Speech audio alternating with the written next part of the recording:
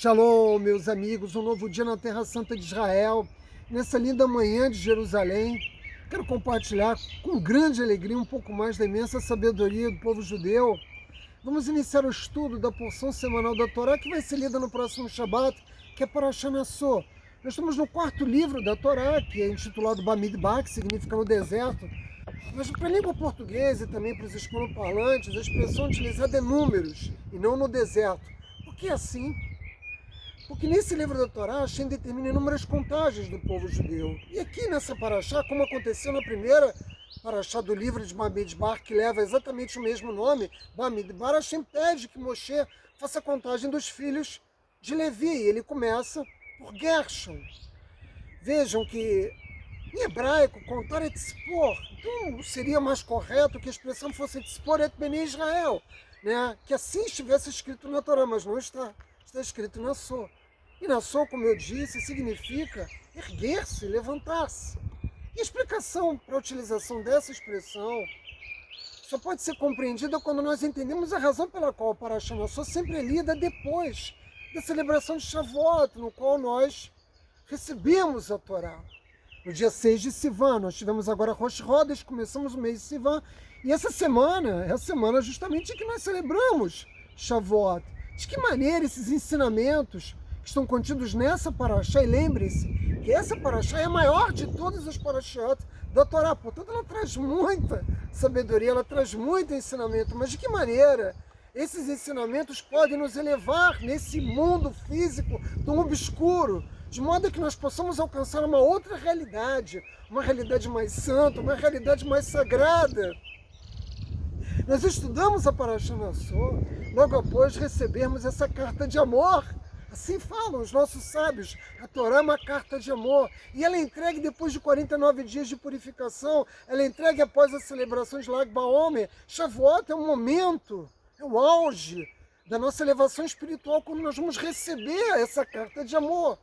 Vejam que logo após a celebração dos Hagim, de todas as comemorações, de todos os eventos que marcaram a história do povo judeu, é normal que nós tenhamos uma certa queda espiritual. Nós não conseguimos viver ainda o tempo todo nesse estado, né, de elevação espiritual que marca os períodos de Pessah, Sukkot, Shavuot e assim por diante. Então o Criador, preocupado com isso, não quer nos deixar cair, né, porque a rotina dos dias normais faz com que a gente perca, né, esse estado, né, de elevação espiritual. Então ele vai e nos agarra, nos eleva, Nassó. Ele nos eleva entregando justamente a Parashá, Nassó, o conteúdo dela, porque nela, não só pelo fato dela ser a maior de todas as porções da Torá, mas porque existem muitas ferramentas nela que nos ajudam a nos elevar. Nela está descrito Nazir, nela está descrito Sotá, que diz respeito à santidade do casamento, da união matrimonial. Nela está contida Birkat Kohanim, a bênção dos Kohanim, o povo judeu. Portanto, Hashem, ao nos entregar a Parashat Nassó, ele está preocupado em fazer o quê? Com que o nosso povo se eleve.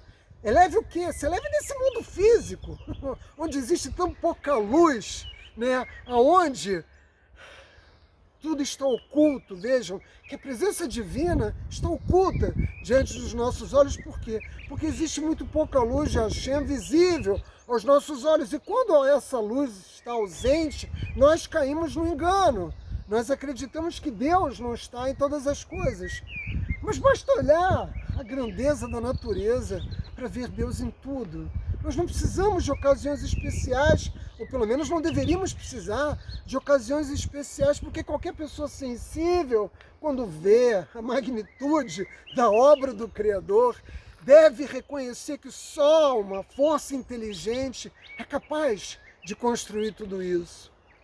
E como eu disse, existem essas três, entre outras tantas ferramentas. E eu quero começar a falar um pouco sobre o Birkat Kohanim, sobre a bênção dos Kohanim, porque ela é justamente a bênção que acompanha cada judeu, não importa onde ele vá, não importa onde ele esteja, na diáspora, quando nós fomos dispersos depois da destruição do Beit HaMikdash, ou mesmo aqui em Israel, que também vivemos na diáspora, não importa, ela está sempre a nos iluminar, porque a bênção dos Kohanim é a bênção do Criador, que nos faz recordar do seu intenso amor sobre cada um de nós. Ela é como aquela esposa que se despede de seu marido, que vai realizar uma longa viagem no mar, e ela diz a ele que jamais vai esquecer dele, e o quanto ela ama ele, ou daquele pai que também tem que se despedir do seu filho, porque eles vão ficar separados por um longo período. Ele lembra esse filho do seu amor e da luz que ilumina essa relação. Assim também é com Hashem. Ele vem e nos lembra todos os dias aqui em Israel, porque depois que nós fazemos a leitura da bênção Modim, aqui na Terra Santa, todas as sinagogas nós recebemos a bênção dos Kohanim na diáspora, nas sinagogas sefaraditas todos os dias, porque essa é a tradição dos sefaraditas, mas entre nós, Ashkenazi, não, só nas ocasiões especiais, como Pessa, Shavuot, Sukkot, os Kohanim devem conferir a bênção arônica para todo o nosso povo. Mas não importa. Não importa em que dia o Razam pronuncia as palavras contidas naqueles 3 versículos e que os Kohanim devem repetir, lembrando da bênção conferida aos filhos de Israel. Não importa, porque nós sabemos que Hashem sempre está conosco em todos os momentos da nossa vida. Os filhos de Israel recebem essa bênção, os Kohanim estão de pé, eles estendem as suas mãos.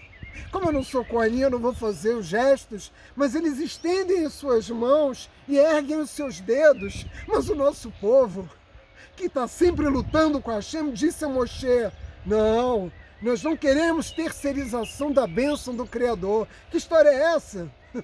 Dos descendentes de Arão conferirem a bênção de Hashem para nós. Nós queremos a bênção direta do Criador.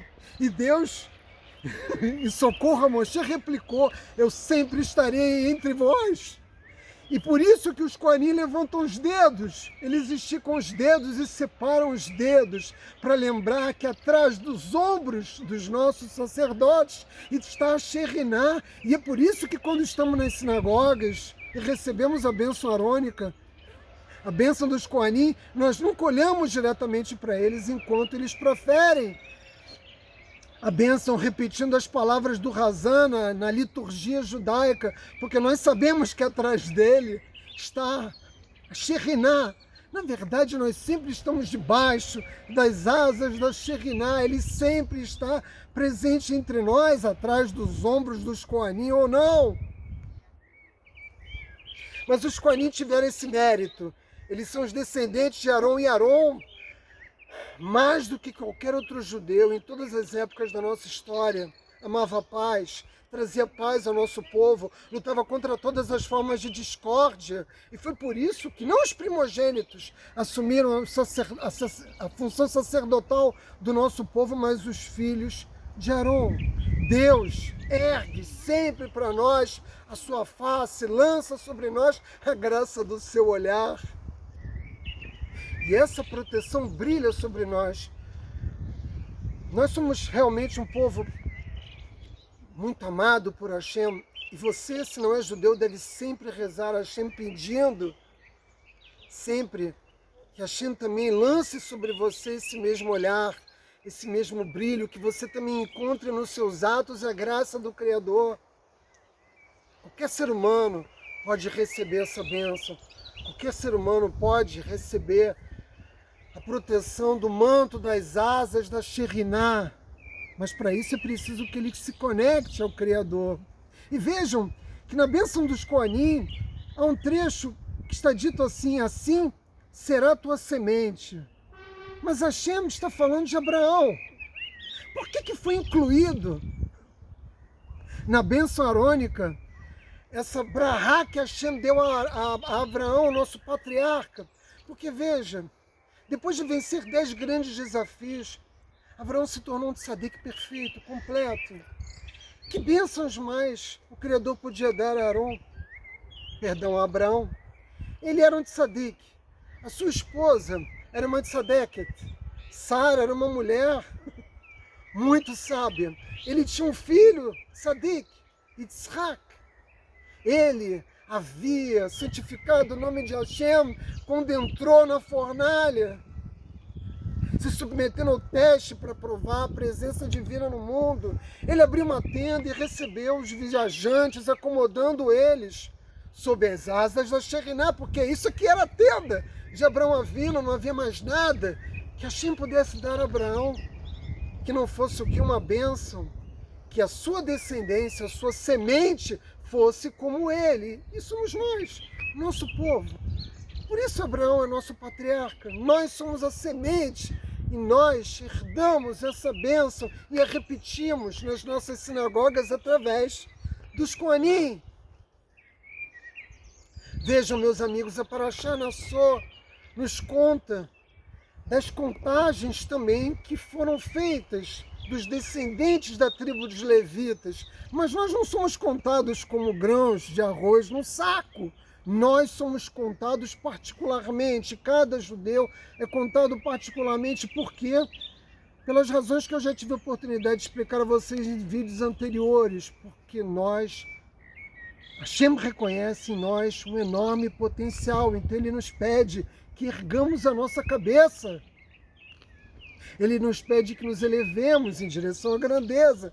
Ele nos pede que busquemos, agora em Shavuot, durante o estudo da Parashá Nassó e da leitura dela, nos Beit Knesset de todo mundo, mas sobretudo no decorrer da nossa vida, que nós sempre nos esforcemos ao máximo para manter a nossa cabeça erguida, não como sinal de arrogância, mas sempre dirigida ao alto, sempre dirigida ao Criador dos mundos, meus amigos. Nassó, erga sua cabeça e se eleve, meu amigo.